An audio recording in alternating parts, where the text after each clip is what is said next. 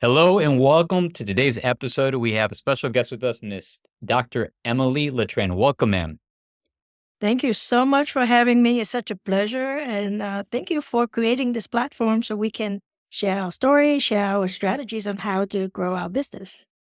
Absolutely, Dr. Emily. It's been a pleasure to meet you recently, actually, as a result of the Marketers Cruise. And I just appreciate how humble you are as a human being. You're very unassuming and very humble, but you are definitely a high performance entrepreneur. And I know you are certified as a high performance coach. And you've been on many big stages, sharing stages with people like Sharon Lecter, Kevin Harrington, Dr. Howard's.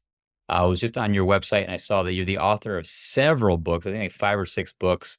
You've been featured on Forbes, US Today, Fox News, and you're the founder of Exceptional Leverage Inc. You have a global coaching and consulting firm, and you host a signature event called Action to Win. It's a seminar that you've done in several countries around the world. So very excited to host you here today and get to learn more about your experience leading events. Yeah, well, thank you so much. I think to your point there, it's always important to be out there, right? Because otherwise, you're going to be the best kept secret in your industry. And I'm glad we'll be chatting about events because I think that is one of the things that I think everybody should do if they want to grow their business fast. Yes, absolutely. And a little open hook here, a story that I'm going to ask you about a little later is I saw that we were connecting on social that you met the Dalai Lama. You've also were knighted as well. So very interesting. I think you're like what is a Renaissance woman. But I want to hear that story. So we're going to leave it an open loop for our audience here. But let's chat more about events. How did I know you've had you had a successful career in corporate. You went on to coach many dentists to grow and sell their practices as well, and then you moved on to working with entrepreneurs. When did you start to do live events? Just kind of give us a little context, and how did you come to doing events as part of your business? Yes. Well, first of all, just to give a quick synopsis, I actually came to the US as a refugee, originally from Vietnam, Uh, and then went through struggles and everything. And then I am a dentist, been a dentist for 32 years. And during that journey, I learned a lot, right? Because in dental school, they only teach you the clinical part. So you learn the business part, then eventually go down that path of learning marketing and learning personal growth. And about 2015 is when, it's about 10 years ago, is when I felt I'm so blessed I've been able to learn all this and I've been able to grow my businesses. And it's time to help other people grow. And I actually was really resistant to being a speaker, right?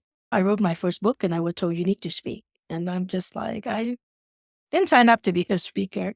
But I soon learned that speaking is what puts you in front of people. When you're speaking, people just assume that you are an expert. You got to have something to say for you to be able to speak. And the wonderful way of positioning yourself is actually to host your own event. Because when you're on other people's stages, of course, you're leveraging their audience. But when you host your own event, and it doesn't have to be real big, it could be smaller, right? But now you are positioning, again, you got to know a little bit more in order to host your own event because you have your own tribe, you have your connection.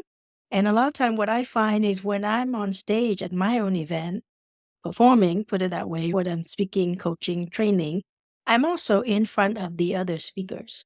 So a lot of time I find I do my own event, the speakers become my clients, the audience become my clients, and you just grow so much faster when you create your own event, basically creating your own economy.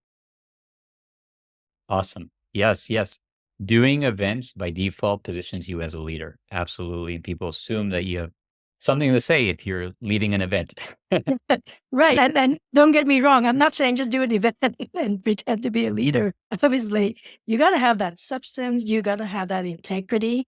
Pushing yourself to do the event sometimes is something that you're not ready. And of course, it took me a couple of years to actually say, okay, I think I should do this. But and I study. I had a coach who that was his main thing was to do events. He does several events a year. And so we go there and we observe how he run the events. And then we say, okay, then I'm going to go and do my own thing. And I have my own audience, but I already learn and observe how you do it. So for me, it's always about You're already doing things, you're already speaking. The next step is to actually host your own event because then people actually look at you a little different. I'm a speaker is one thing. I host a seminar is something else. And it does elevate you. And so just have that ambition and have that drive to fulfill that ambition. Excellent. That's a great notes there. And I like how you connect doing an event with leadership and doing the personal growth and the integrities mentioned to become someone who could do it. Because underlying this podcast and a lot of the work I do, I have just a huge passion for leadership. And I do believe that events are a vehicle for growth. Mhm. Absolutely. So thank you for that.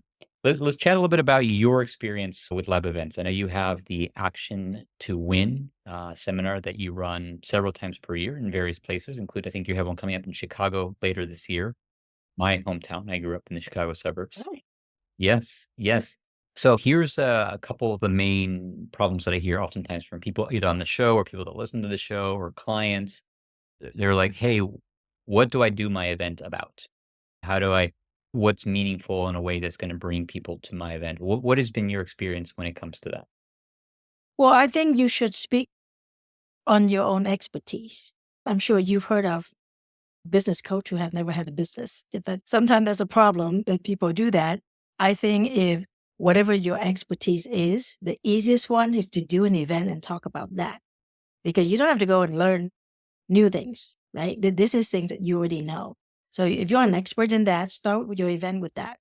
Then is usually the people that you're gonna help, they're gonna be the one in the same industry. They may be behind you. Like I've been a dentist for 32 years. If I talk to somebody who's been in the industry for 5 years, I'm sure I have a lot of pearls and wisdom to share with them. So look at your same industry first and look at who may need the help and then see where they're gathering. That's your one of your basic marketing strategy. If they're all hanging out at Starbucks, you probably want to go to Starbucks and invite them to go to your event.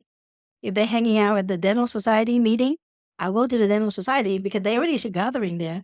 I can go there and invite them. Also look at the people who have already have your audience. So I may talk to a CPA who works with dentists because he already has the dentist. Now, how Yes. do I get him to come to my event and invite his client?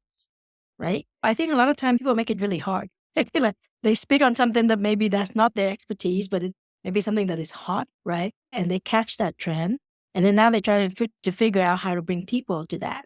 So I think if you stay in your lane in the sense of this is my expertise, I'm going to speak on this. I know I can deliver the outcome on this, and then look at people who can complement you, people who could be your team. So as an example, as a dentist, the CPA is one of my team member of expert.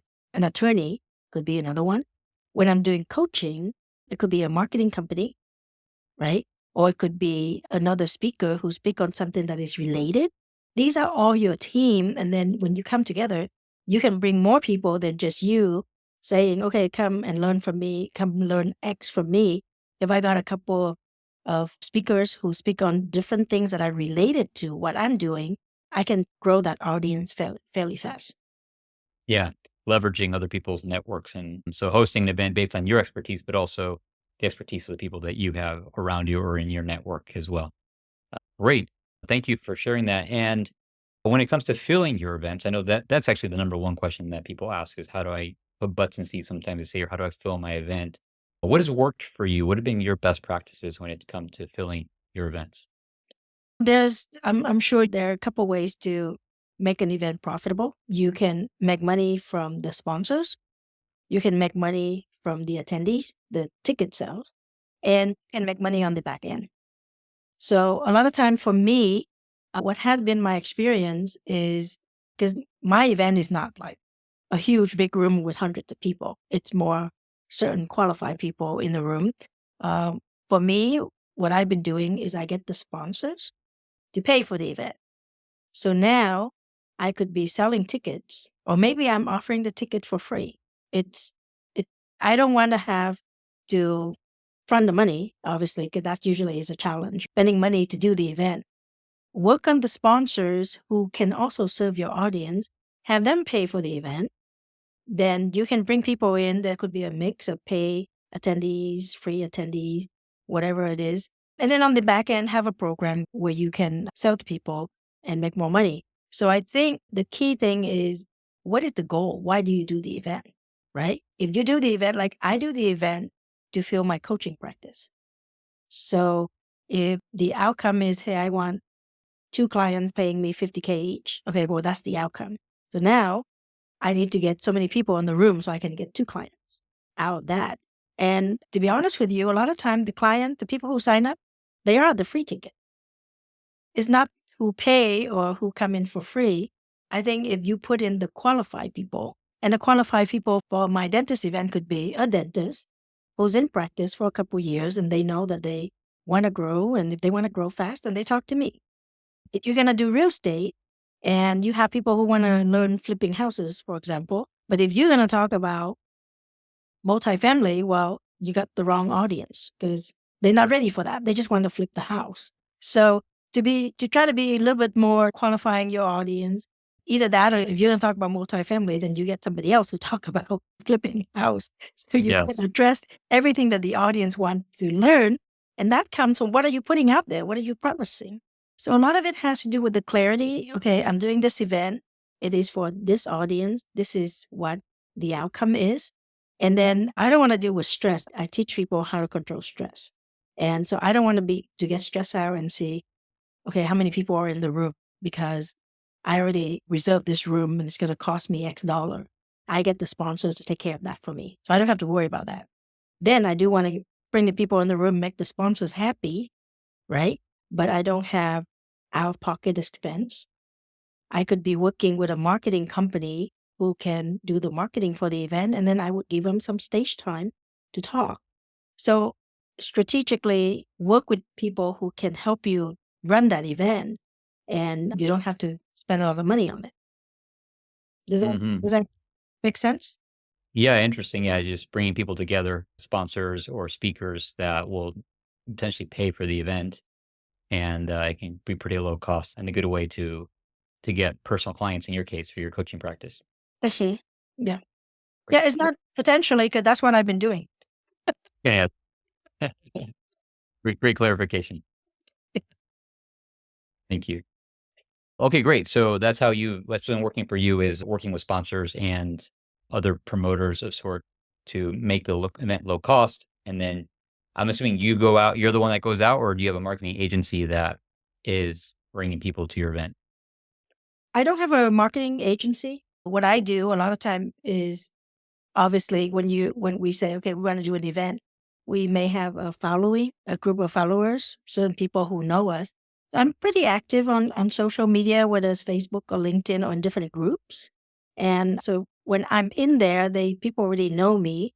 When I announce that there's an event, those are the first people that most likely will ask about it or they show up to it. Obviously, if I tell them I'm going to do this 4 times and they over in Florida, they're not going to try to come to California kind of thing. So I do it in different cities, different parts of the country so that it'd be easier for people to get to, put it that way. But I don't, so far, I haven't really have a marketing agency per se, trying to bring in people to the event. I think that is certainly something that you can do. If you do that, I would highly recommend to pay on performance or you split revenue on the back end. So that way you're going to compensate them for certain things, but you're not going to just pay up front and then you don't know if they can actually deliver. Because there's a lot of companies out there that they may not be able to deliver what you want, your results. Yeah. Yeah. So, okay, thank you. So, just to clarify, what you do is you're the one that goes out and promotes, correct? To bring Yes. to And the and it's not so much that I go out, it's already part of my activity yeah, to stay top of mind, to yeah, just be in front of people. Yeah. in groups, various groups and networks that you're part of. And Yes. Yes. Mhm. great, thank you for clarifying. And then they come to the event. Your particular event is like a day and a half. You said 9 to 5, and then the next day 9 to about 3 o'clock. What is your best practice when it comes to keeping engagement, like keeping people doing the work and getting the results at the event? Yeah, so for me, engagement mean different things, right? One thing that mean that they taking notes, right? So Before they come, when I send the email, like the reminder email, I'm going to tell them to bring notes, note paper, so they know that I'm expecting them to be taking notes, to be engaged. During the event, it's giving little exercise. It could be turn to the person next to you and share three things that you're going to do that has to do with clarity or energy or whatever it is that I'm asking them to do. Breaking the event, meaning you don't just have one speaker come up and talk, and then you talk and then you talk. Well, you actually breaking people into activities. It kind of create a different momentum when you come back from the event, from the break, and really force people to do it. It's like, no, you have to do it. You can go take a break. And I set that intention at the very beginning. This is a working event. There's a paper there for you. I asked you to bring note paper, but if not, there's no paper here. And you're going to be committed to yourself and to your business. So setting the expectation, I think, is very important. If you were promising something like, let's say let's say day one is on marketing, and I say by the end of the day, you're going to have a marketing plan with 5 bullet points and the month that you're going to execute, then I should be delivering that by the end of day one. So they're not going to say, I went to that event and I didn't get anything. No, we said, well, you're going to have a marketing plan when you leave. You do have that marketing plan. Challenging people is a good thing. I think one of my events, I said, I challenge you to be an author in 30 days. And if you do accept that challenge, then you stand up. Well, then guess what? One of my offers is going to be how to write a book. but the point is, when you challenge people, they have to sit there and say, do I want to do this or not? And if they know that that is a good thing for their business, they'll take on that challenge. And you can do follow-up conversation, follow-up email and say, hey, it's the 15th day. Have you written whatever? You say you want to be an author. So giving them questions to answer, asking them to engage in little group or just one-on-one with the person next to them, challenging them. Those are some of the things that you can do to keep people engaged. And like I shared with you before we got on the call, I don't tell people the agenda. They may know, oh, Rudy's speaking today, but they don't know when Rudy's going to be up. Like they may know that Rudy's going to come up and talk about X, but they don't know when Rudy's going to be up. So that way, I want people to stay in the room because they don't know who's going to be up next and they don't want to be missing anything. Yeah, 100%. Okay. And then ultimately, you get to the end of the event and you wanna help them continue the journey with you, become clients in your case. What has been your best practice? Like, what's worked best for you when it's come to taking people from the event to becoming private clients? Well, I always make an offer. So I usually kind of do a soft offer at the end of day one. And then, then people may be thinking about it, and then they ask you in the evening reception. Day two, then we'll give them a hard offer. There's a deadline. There's a discount if you sign up for it right now, and there's bonuses if you sign up for it right now. And then after that, it would be follow-up emails after the event. I would say in my events, most of the time people sign up at the end of day two. Sometimes they sign up at the end of day one. If they already gotten a lot of value and they know why they're there, right? They're there because they say they want to grow their business. And at the end of day one, if you're already delivering a lot of value, they can kind of see, oh, this is what I'm going to get if I continue this journey with you. So I think to make sure that you give a lot of value at the event where they can see if they continue with you, for sure they're going to learn more and they'll be able to do more. And obviously, sometimes financial could be a challenge. And I personally am very open to letting people do payments because sometimes that's what's stopping them. Like if you tell people, okay, I need you to pay 30,000 right now, maybe they don't. They want to work with you, but they may not have the 30,000 right then and there. And so give them some options to make payments just to make it easier for them to say yes. Because if that's your reason, if that's what you want to serve as many people as you can, then you want to make it easier for people to work with you. Absolutely. Thank you, Dr. Emily. I appreciate you sharing that journey of your events. This has been really helpful, very thorough, very detailed. It's no surprise coming from you that you put a lot of thought into how you how you do your events. And I'm curious to hear from you, kind of side related. How did you meet the Dalai Lama. Like, you have a photo with you and the Dalai Lama. How did that come about? Yeah, it's funny. I had this breakthrough recently. Like I told you at the beginning, I was kind of resistant to being a speaker and then let alone host an event. But I realized that that's what helped me put myself out there that I can actually serve more people if I'm in that position of authority, public, like a public figure. And what that did is a lot more people know me and they may not be related to whatever the heck I'm doing. So I was invited to go into a Vietnamese movie because I'm originally from Vietnam. And first as an investor and then as an advisor. And in that process, I met somebody who we were talking. She did a documentary about a Vietnamese refugee. And I'm one of the refugees. We started talking about this. And then she mentioned that she has visited the Dalai Lama. And I said, hey, next time you go, I got to go with you. And that's what happened. Now, my point of saying this is she wouldn't have known me if I weren't in that project. And they would not have invited me into that project if I weren't a speaker that I was out there. So definitely there was the higher force who put me there in the right place at the right time. But but it's because I'm out there, if that makes any sense. So if I have it my way, now I'm kind of changing it a little bit. I'm telling everybody you should be a speaker. Because that's how you're out there and that's how opportunities come to you. So yeah, but that's how I was able to go see the Dalai Lama. Now, obviously, she didn't just invite random people because she knows of me. I was a refugee. I get involved in cultural projects in the community. And then obviously I do charity and all that. So it's all in alignment with the people that she brings to the Dalai Lama. Wonderful. Beautiful. Congratulations. Yeah, there are no coincidences. Yeah. Figure Yeah. yourself out as a speaker, as a leader, and you got invited, right, to be part of that experience. Yes. Uh-huh. That's cool. Thank you for sharing that. Yes. Yes. Thank you. Yeah, and Dr. Emily, as we kind of come to a close on our interview here, well, let me ask you this.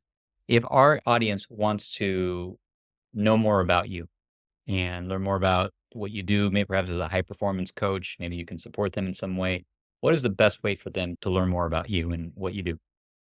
Yes, they can go to my website. It's dremilyletran.com. So it's DREMILYLETRAN.com. There a high performance quiz on there. There's something that they can download and they can also book a call with me. Or they're on their phone. They can text the word Rudy to my phone. It's 626-808-5762. And when they text it, I will reach out to them and maybe we can just hop on a call and see how I can help support them. Because again, my whole purpose of being on a platform and sharing things like this is people just hear, oh, is that how she does it? Because maybe sometimes they balked out, I can't do this event. Because how do I sell my tickets? Well, maybe go look for the sponsor.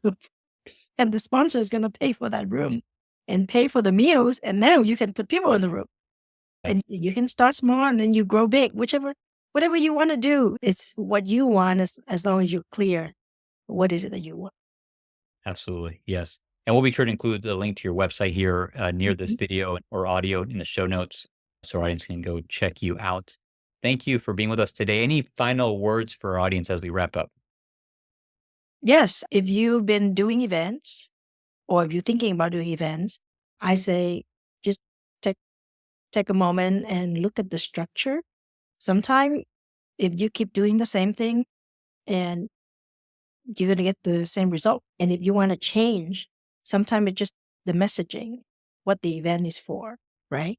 Sometimes when you get sponsors, I forgot to mention the other thing with sponsor, besides the fact that they're going to give you money, is if you get the right sponsor, it also elevates your status.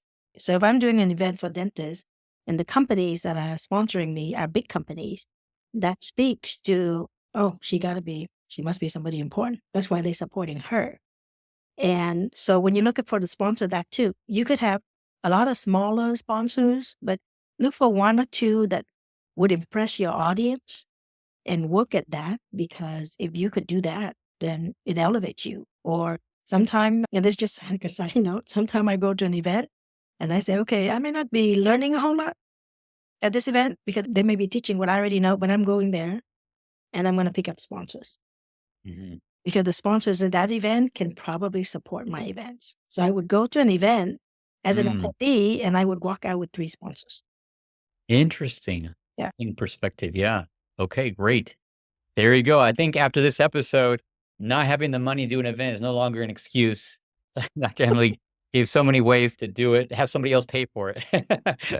Absolutely. Absolutely. Well, the main thing is don't get stressed. Like Yeah, people, they're so stressed out with selling tickets or whatever. And my first thing is, why did you get that big room? Why did you want to sell so many tickets? If you just start with something that you know you can probably do, and then just get sponsors to pay for it. I think the yeah, only time that I got burned was doing it in a high end hotel because I felt like, oh, maybe I should do that. And I got into one of those clauses where they make you do the room block. yeah, Yeah, that was the one time. And I said, never again. I don't want to do room block again. Because the event was fine. But because I guarantee certain room blocks and if people didn't buy the room, then I got stuck with that. But other than that, I don't think we should be so stressed out doing the event. It's more planning. How do I get the money to do that event first? Could mhm, be conversation with sponsor, that could be planning. And if you don't know who you should talk to, go to somebody else's event because they already got the sponsor who pay for their event. yeah, Yeah. And whatever you're presenting, it might be something that they like and then they become your sponsor. The last event I spoke at, yeah, I picked up a $30,000 sponsor. excellent, wow. Yeah. Okay, life hack. What are those hacks? You're going to an Yeah, event for what? Well, I'm looking for sponsors. awesome. Thank you for those, final comments and great tips for our audience. It's been wonderful to have you on here as a guest. Thank you, Dr. Emily, for being with us today. Thank you so much.